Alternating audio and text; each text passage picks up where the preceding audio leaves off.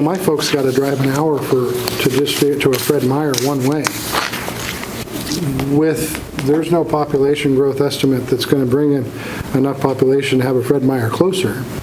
And we rely on those transportation sectors to bring us the goods and services. Of course, they're a little more expensive because of those extra transportation costs associated with it. So I guess my question is, again, did we make a mistake with the 07 legislation that 14 million metric tons is just something that's not achievable?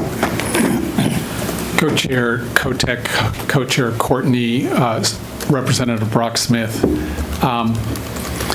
I don't believe the legislature made a mistake because, again, those numbers were based on the reductions over time between that time, 2007, and 2050, necessary to keep the increase in temperature globally to approximately 2 degrees centigrade, not Fahrenheit.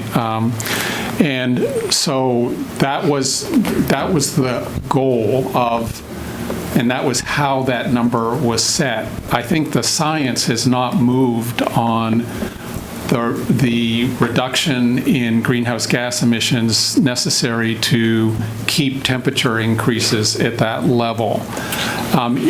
It is true, the further the bus goes down the road, to use that analogy again, the steeper the hill of I don't know whether you want to say that we have to climb up, I guess is probably the better analogy in order to reach that number. So as we move out in time and we start to move off that path, that line is going to get steeper and steeper and more, as I think you're suggesting, more and more difficult to hit.